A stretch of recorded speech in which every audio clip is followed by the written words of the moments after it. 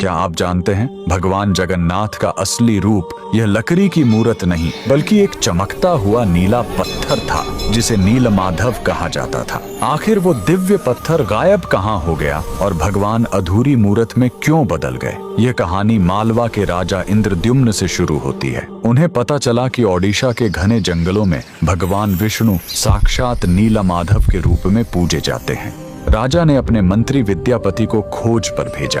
विद्यापति जंगलों में भटकते हुए आदिवासी सरदार विश्ववसु तक पहुंच गए, जो गुफा में गुप्त रूप से नीलमाधव की पूजा करते थे। विद्यापति ने सरदार की बेटी से शादी की और जिद करके गुफा देखने की बात मनवा ली। सरदार ने शर्त रखी कि वे उनकी आंखों पर पट्टी बांधकर ले जाएंगे, लेकिन विद्यापति ने चालाकी की। उन्होंने रास्ते में चुपके से सरसों के बीज गिरा दिए। कुछ दिनों बाद जब बारिश हुई तो सरसों के पौधे उग आए और विद्यापति को गुफा का रास्ता मिल गया। उसने तुरंत राजा को खबर दी। राजा इंद्रद्युम्न अपनी विशाल सेना लेकर घमंड के साथ भगवान को लेने पहुंचे, लेकिन उनके वहां पहुंचते ही नीलमाधव की मूर्ति हमेशा के लिए गायब हो गई। भगवान अपने भक्त विश्ववसु के साथ हुए धोखे और राजा के घमंड से नाराज थे। राजा ने रोकर माफी मांगी और अन्न जल त्याग दिया।